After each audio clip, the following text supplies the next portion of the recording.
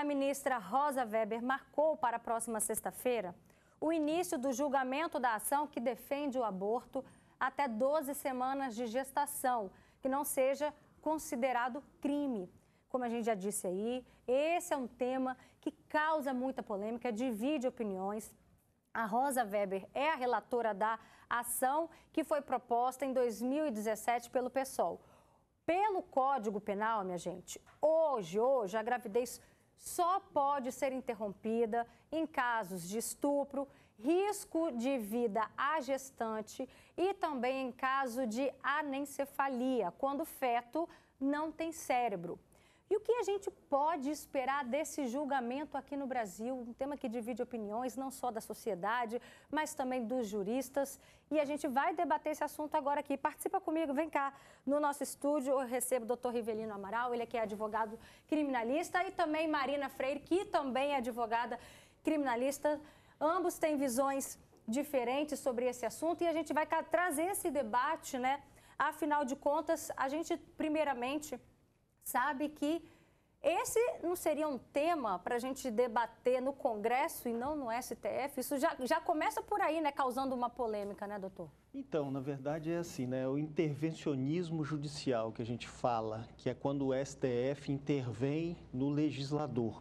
Mas o que ocorre? Isso precisaria ser, sim, matéria do Senado, da Câmara dos Deputados, para alterarem, porque é eles que têm competência para alterarem a lei. Só que eles ficam inertes, eles não fazem. E o STF, ele é provocado de várias formas, pode ser provocado, como foi provocado, em uma ação para discutir a constitucionalidade do que dispõe o próprio Código Penal. O Código Penal está escrito desde 1940. E o Código Penal só fala, Roberto, fazendo uma pequena correção, de duas possibilidades, no caso de estupro ou se a mãe corre risco de vida. O feto anencéfalo é uma decisão do próprio STF, que todos os juízes têm que cumprir. Então, não está escrito no Código Penal essa terceira possibilidade. Essa terceira possibilidade já é um passo que o STF deu em decorrência da inércia do legislador, né? Então, a possibilidade hoje é, no caso de estupro, no caso de risco de vida para a gestante, ou no caso de feto anencéfalo, que é entendimento jurisprudencial. O STF que decidiu nesse sentido e os juízes são obrigados a cumprirem a decisão do STF. O que se discute hoje também, que é importante, é assim. Em primeiro lugar, a ministra Rosa Weber, que é a presidente, ela que tem competência para pautar ou não pautar os assuntos. E ela tem interesse nessa matéria, né? Porque ela vai se aposentar agora no final desse mês. Então, ela pautou justamente para ela já votar. Essa votação não vai ser presencial, nós infelizmente não vamos assistir, vai ser uma votação eletrônica, eles vão depositar o voto deles eletronicamente, então vai iniciar na sexta-feira com o voto dela. E quando ela se aposentar, ela já vai ter tomado a decisão dela. E essa discussão é só para descriminalizar, que é diferente de legalizar. Olha que interessante. Descriminalizar é não punir. Legalizar é permitir e o Estado também, de alguma forma, amparar essa pessoa, criar mecanismos, fazer com que os hospitais atendam a essas pessoas, fazer com que os planos de saúde atendam a essas pessoas, a essas mães, né? Então, o que se discute não é legalizar, é só descriminalizar, quer dizer, não punir as pessoas que eventualmente cometem um crime que está descrito no Código Penal. Marina, qual é a sua opinião, a sua posição a respeito desse assunto, doutora? Roberta, é um tema que a gente precisa pautar ele sobre a luz da razoabilidade. Primeiro porque, como o doutor muito bem já explicou, já existem possibilidades, já existem situações em que a lei permite que a mãe faça o aborto, tá? Só que a gente precisa pensar também que a questão do aborto, ela envolve a saúde pública. Por quê? Quando eu autorizo que essa gestante ela faça o aborto, eu preciso que a rede de saúde absorva essa demanda. E hoje nós vivemos num sistema em que nem as demandas cotidianas elas estão sendo absorvidas pela saúde pública. Nós temos uma deficiência, não só estadual, mas a nível federal. Nós tivemos, o Japão já é um dos países que permite o aborto. Quando a lei foi criada, ela não foi criada visando o bem-estar da gestante. Ela foi criada visando que os considerados à época inferiores não viessem à vida. Outra questão que a gente precisa pensar é que com 12 semanas nós já temos um feto. E quando nós temos um feto, esse feto ele já é protegido pela lei, ele já tem direitos. Então, se eu resolvo fazer um aborto, eu estou ferindo o direito de outrem. Eu não tenho o direito de ferir outrem, entende? Então, eu penso que a gente pode acabar caindo numa situação de banalização. Eu engravido e eu sei que a lei vai me proteger ao aborto. Então, eu vou engravidar, eu vou ter lá a minha relação sexual e se eu vier engravidar, eu vou abortar, é só eu procurar um sistema de saúde, ainda que particular. E é de conhecimento público que quando a gente fala num aborto feito de forma clandestina, nós estamos nos referindo principalmente às classes mais inferiores, porque as pessoas de classe média alta ou até mesmo classe média ali, né, no limite, elas têm condições financeiras de procurar uma clínica, de fazer de forma minimamente que traga uma segurança, ainda que mínima. É um assunto velado, é um assunto que a gente não traz à tona todos os dias, mas a gente sabe que acontece. Agora, quando eu permito isso, eu escancaro isso para a sociedade, olha, pode fazer, não vai ter punição, eu banalizo isso. Sem falar que eu ainda trago um problema social e econômico, porque daqui a uns anos nós não vamos ter mais uma população jovem. Nós já estamos caminhando para uma população idosa, assim como acontece em outros países que legalizaram o aborto, como o caso do Japão. Doutor Rivelino, baseado nessa fala da doutora Marina, o senhor acredita que o nosso sistema de saúde teria condições de realmente atender essa demanda? Não. E até mesmo pensando nas classes mais desfavorecidas, que essas pessoas realmente vão ser atendidas? A gente tenta agendar uma consulta ginecológica. Ontem a gente falou sobre esse assunto aqui no programa. A gente viu relatos de pessoas que levam meses para conseguir essa consulta. Então, o Estado não está preparado, as pessoas estão morrendo no corredor do hospital. Mas a discussão do STF não é essa. A discussão do STF é só descriminalizar, não é legalizar. Então, descriminalizar quer dizer que a pessoa não vai ser punida, ela não vai estar autorizada a ir no hospital para fazer o aborto, para praticar o aborto. Hoje a punição é de 1 a 4 anos para o médico e de 1 a 3 anos para a gestante. Então, na verdade, entre aspas, eles nem ficam presos, sabe? Porque a pena é muito baixa. Então, a discussão não é de legalizar, que é diferente, descriminalizar e legalizar.